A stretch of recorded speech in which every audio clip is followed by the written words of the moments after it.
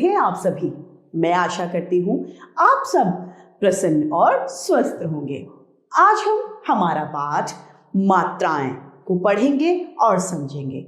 इस पाठ में हम देखेंगे कि कौन से स्वर की कैसी मात्रा और कहाँ लगाई जाती है। तो आइए इस पाठ को प्रारंभ करते हैं। यह है हमारा पाठ 3, मात्राएं। यहाँ पर पहला एक चित्र दिया है जिसके नीचे क्या लिखा है? र के साथ आ की मात्रा, तो बना रा जा, राजा। दूसरा चित्र एक किताब का दिया है जिसमें लिखा है किताब, किताब। तीसरा चित्र हमें एक पेड़ का दिया है जिस पर लिखा है पेड़, पेड़। और आखिरी चित्र हमें मोर का दिया है और उसके नीचे लगा है मोर, मोर। क्या आप बता सकते हैं कि इन शब्दों पर कौन कौन सी मात्राएं लगी हैं या नहीं?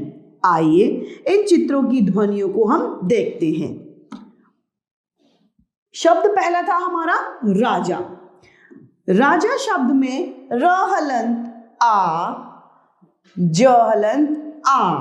मात्रा किसकी है इसमें? आ की मात्रा, जो इस तरीके से किसी भी व्यंजन के या स्वर के पीछे लगाई जाती है।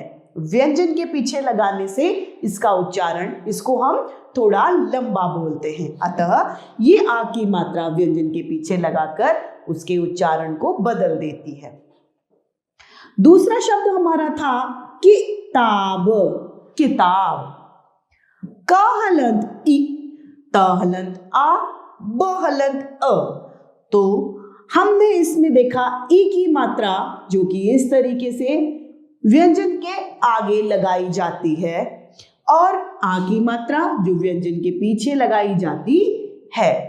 ई की मात्रा कुछ ज्यादा लंबा नहीं खींचा जाता क्योंकि यह छोटी ई की मात्रा है, तो ई इस तरीके से बनता है। अगला है शब्द हमारा पेड़, पेड़। प हलंत ए, ड हलंत अ। अ की अपनी कोई मात्रा नहीं होती है। अ सदैव व्यंजनों में शामिल होता है। तो अब इसमें क्यों कौन सी मात्रा है? ए की मात्रा, जो व्यंजन के ऊपर इस तरीके से लगाई जाती है और व्यंजन के उच्चारण को बदल देती है। अगला है म ओ र, मोर। इसको ध्वनियां क्या है? म हलंत ओ, र हलंत अ। तो क्या बना? मोर। अब इसमें ओ की मात्रा है जो व्यंजन के पीछे इस तरीके से लगाई जाती है। हमने देखा कि ऊपर दिए गए व्यंजनों में आ, ई, ए, ओ की मात्राओं का प्रयोग किया गया है। ये सभी स्वर हैं। ये मात्राएं किनकी है? स्वर की मात्राएं हैं जो व्यंजनों के बाद में प्रयोग हुई हैं।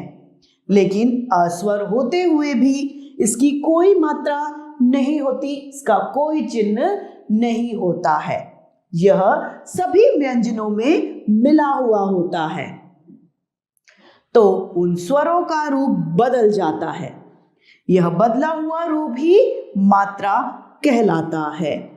मात्रा की परिभाषा क्या है? व्यंजनों के साथ जोड़ने के लिए स्वरों के निश्चित चिन्ह को ही मात्रा कहते हैं, या ये कह सकते हैं कि व्यंजनों के साथ में प्रयुक्त स्वरों को मात्रा कहा जाता है।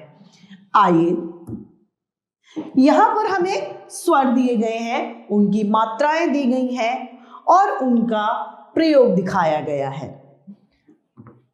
सबसे पहले अस्वर दिया है। अस्वर की अपनी कोई मात्रा नहीं होती, यह स्वयं व्यंजनों में शामिल होता है। क हलंत अ मिलकर बनता है क व्यंजन। इसका वाक्य में प्रयोग है कमल, कमल, कलम, कलम। आ व्यंजन की मात्रा होती है, यह अस्वर की मात्रा होती है, यह व्यंजन के पीछे लगाई जाती है और इस तरीके से इसकी मात्रा लगाई जाती है।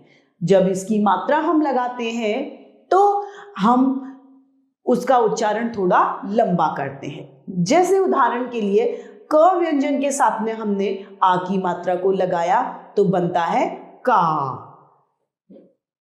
कागज, कागज, काजल, काजल आ की मात्रा के उदाहरण हैं। अगला है हमारा ई की मात्रा। ई की मात्रा व्यंजन से पहले लगाई जाती है, इस तरीके से लगाई जाती है। ई की मात्रा लगाने के बाद में किसी भी व्यंजन का उच्चारण थोड़ा छोटा कर दिया जाता है, इसका उच्चारण ज्यादा लंबा नहीं खींचा जाता। जैसे कि उदाहरण के लिए क व्यंजन के साथ यदि हम ई की मात्रा लगाते हैं तो बनता है कि। इसका उदाहरण है किताब, किताब, किला, किला।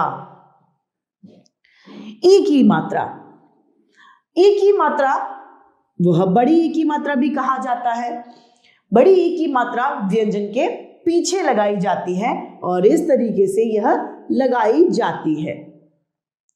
क व्यंजन के साथ यदि हम ई की मात्रा लगाते हैं तो बनता है की।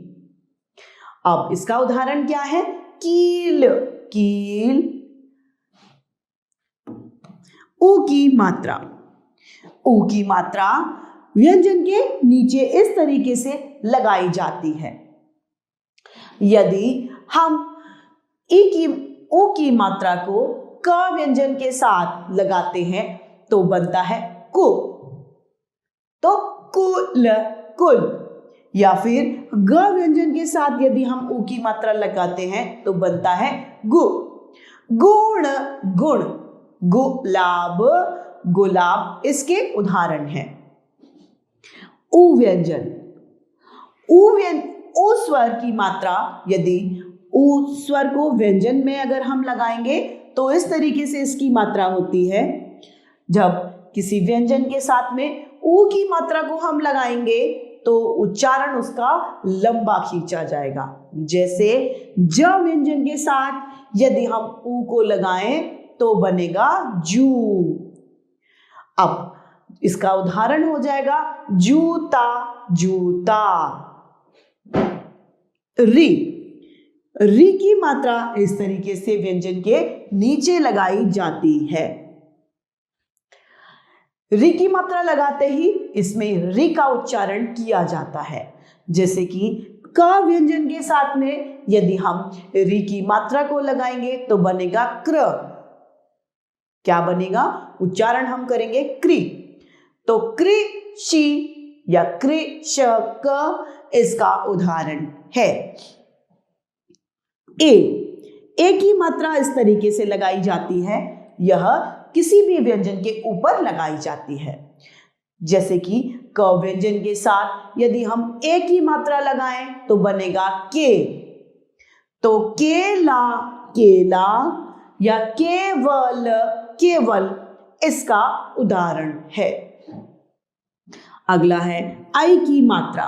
आई की मात्रा इस तरीके से व्यंजन के ऊपर लगाई जाती है। जैसे ब के साथ में आई की मात्रा को हमने लगाया तो बनेगा बै। तो इसका उदाहरण हो जाएगा बैल, बैल। ओ की मात्रा व्यंजन के पीछे इस तरीके से लगाई जाती है।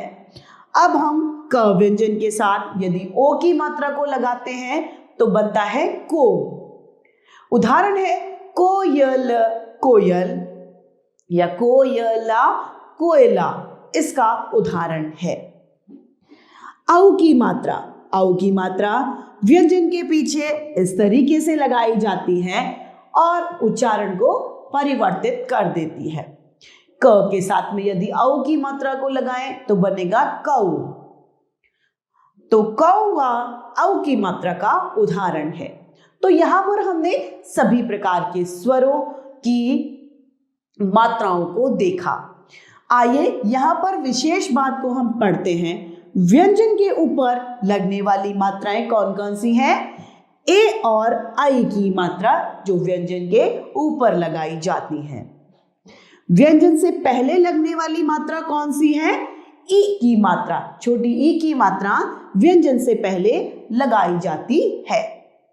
व्यंजन के बाद में लगने वाली मात्रा कौन सी है? आ, ई, ओ, औ। ये चार मात्राएं व्यंजन के पीछे लगाई जाती हैं। व्यंजन के नीचे लगाई जाने वाली मात्रा है उ, ऊ, री। ये तीन मात्राएं सदैव व्यंजनों के नीचे लगकर उनके उच्चारण को प्रभावित करती हैं। अब है महत्वपूर्ण तथ्य। पाठ की समाप्ति के बाद देखते हैं, अस्वर की अपनी कोई मात्रा नहीं होती, यह स्वयं व्यंजनों में सम्मिलित होता है। प्रत्येक स्वर के लिए एक निश्चित चिन्ह देते हैं जिन्हें मात्रा कहा जाता है। तो इस तरीके से हमारा यह पाठ मात्राएं समाप्त होता है। मैं आशा करती हूं आप सभी लोगों को यह पाठ भली भांति रूप से समझ में आया होगा। आज के लिए इतना ही, फिर मिलते हैं। धन्यवाद।